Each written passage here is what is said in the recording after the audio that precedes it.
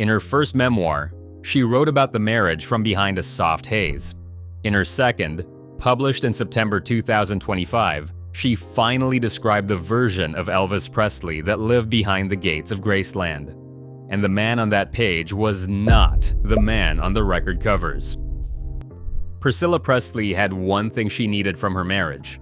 Not the mansion in Memphis, not the diamonds, not the pink Cadillac, not the name that opened every door in America.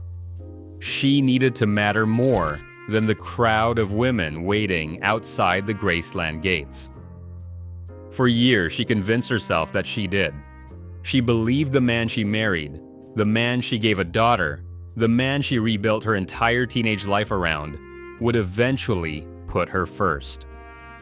Then, by the time their daughter turned 4, she understood something that no amount of fame could soften. He never would. And she picked up nothing, called no lawyer, made no scene. She simply started planning how to disappear from the most famous marriage in the world. To understand why leaving the king of rock and roll felt impossible, you have to understand how the fairy tale looked from the outside. It was 1959, on an American Army base in Germany. Elvis Presley was 24 and already the most famous singer alive. Priscilla Presley was 14, an officer's stepdaughter in a schoolgirl's dress, sitting quietly at a party when the biggest star on earth noticed her across the room. He was drawn to her instantly. And here's the part most stories forget. He did not rush it. He wrote her letters from Memphis. He convinced her parents to let her move to Tennessee before she had even finished high school. He waited years, molding her into what he called the right girl, the woman he wanted her to become. They married on the 1st of May, 1967, in a Las Vegas hotel suite. 9 months later, almost to the day, their daughter, Lisa Marie, was born inside a Memphis hospital, and the picture looked complete. The king, the young wife, the baby, the southern mansion behind iron gates, shaped like musical notes. From the outside, Priscilla Presley had won a life every woman in America said they wanted. But inside those gates, something was already going wrong, and it started the night she brought the baby home. Here's what the fairy tale never showed. Elvis Presley expected his wife to be pretty, submissive, and available every hour of the day. Priscilla later described wrapping her hair in toilet paper after he fell asleep, then waking before dawn to fix her makeup so he would never see her less than perfect. His rule, in her own words, was that a woman's job was to meet her man's needs before she ever thought about her own. She laid out his pajamas every night in a dark Graceland bedroom.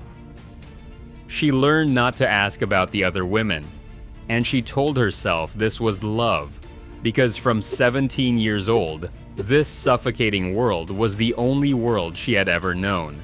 But the cracks turned into a canyon after Lisa Marie arrived.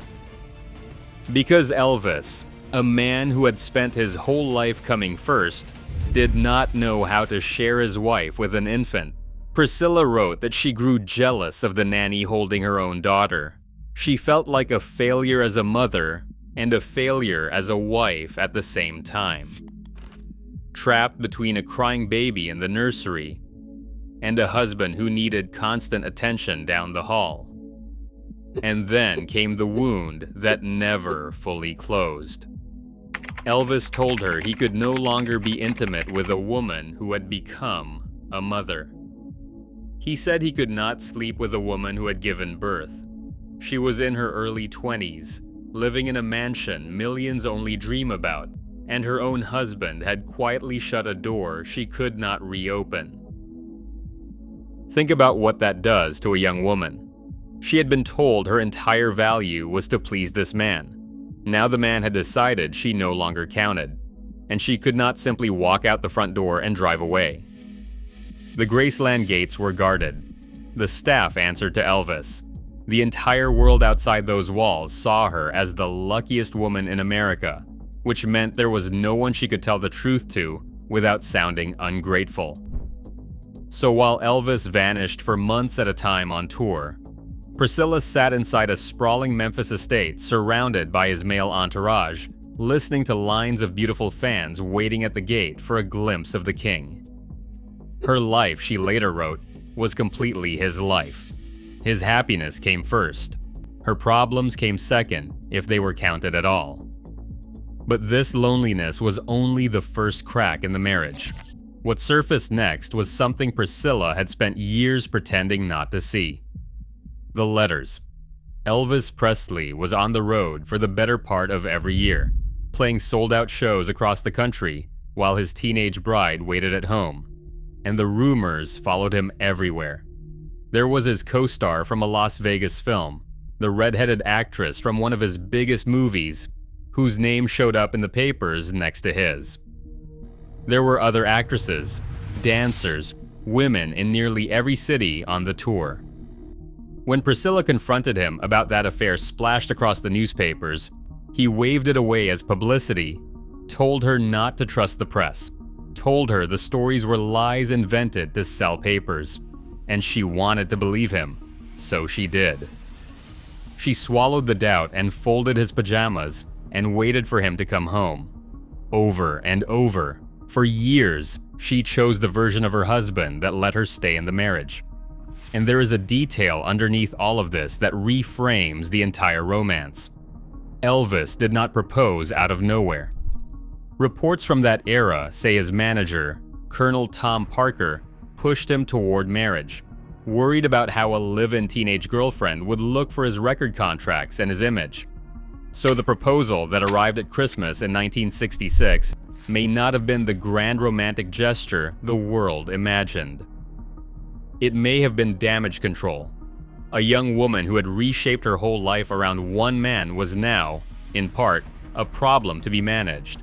She would not learn the full weight of that for decades. But a person can only be told she does not matter for so long before something inside her breaks loose. By the early 1970s, Priscilla had started taking karate lessons in California, and there she met an instructor named Mike Stone. For the first time in her adult life, a man looked at her as if she came first. The affair was not the reason the marriage ended. Priscilla has always been clear about that. It was the symptom of everything Elvis had refused to give her for years. It was the moment the woman he molded finally reached for a life of her own, and could not stop reaching. In 1972, she told him she was leaving, and the king of rock and roll, the man millions of women fantasized about, was completely blindsided. According to accounts of that period, when Elvis learned about Mike Stone, his reaction was frightening. He reportedly talked about having the man killed, and had to be talked down by the people around him.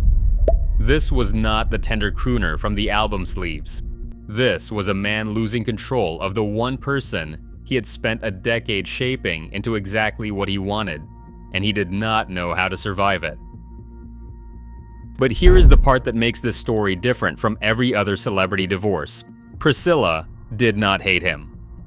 When they walked out of that Santa Monica courthouse on the 9th of October 1973, they left arm in arm. She has said Elvis was tender and sweet that day, that he sang Dolly Parton's "I Will Always Love You" to her as they exited. And in that moment, holding his hand, she noticed something that frightened her more than any argument ever had. His fingers, always smooth, were puffy and swollen. She could see it in his eyes. Something was deeply wrong with the man she was leaving, and she did not yet know how little time he had left. For years, the public could not understand her choice. How do you leave the most desired man on the planet? In a later interview, Priscilla gave the answer that finally silenced the question. She did not divorce Elvis because she stopped loving him. He was, she said, the love of her life. She left because she had never once, in all those years, gotten to find out who she was when she was not standing in his shadow. She married a myth at 21. She had never been allowed to become a person of her own.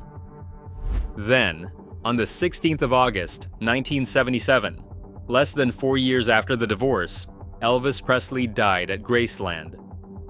He was 42 years old. The swollen hands she felt in that courtroom, the exhaustion in his eyes, the years of pills to sleep and pills to wake up again, had finally caught up to him. Priscilla was shattered.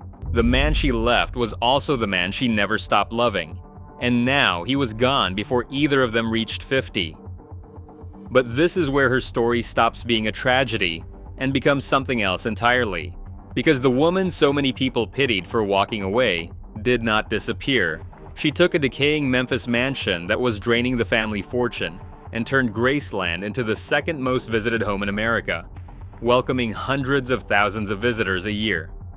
She built Elvis Presley Enterprises into an empire worth a fortune. She became an actress on the primetime drama Dallas and a star of the Naked Gun film series. The submissive girl who once wrapped her hair in toilet paper became a businesswoman running one of the most valuable legacies in entertainment history. And in September 2025, at 80 years old, she finally told the whole story. Not the soft-focus version from her first book in 1985, but the full account of the loneliness, the rejection, and the endless competition for a man who could never quite put her first. She titled it, after a song Elvis once sang, "Softly as I Leave You." She wrote that even now, 60 years later, she sees him through a tender haze. She never remarried. She has said she never wanted to, that she and Elvis stayed bound together long after the papers were signed, and that she plans to be buried beside him at Graceland when her own time comes. So the question the fairy tale never wanted to ask is this: what actually made the divorce inevitable? It was not the affair, and it was not the touring, and it was not even the other women. It was a 14-year-old girl who was molded into someone else's idea of a perfect wife, who spent years being told her needs came last, and who finally decided at 26 that surviving meant leaving the most famous man alive. She lost the fairy tale, the mansion behind the musical gates, and the only identity she had ever been handed. But for the first time in her entire life, standing outside the shadow of the most famous man on earth, she finally found herself. What do you think? Did Priscilla wait too long to leave, or did she walk away at exactly the right moment? Tell me in the comments, and if this story pulled you in, subscribe because the next one is a marriage secret nobody saw coming.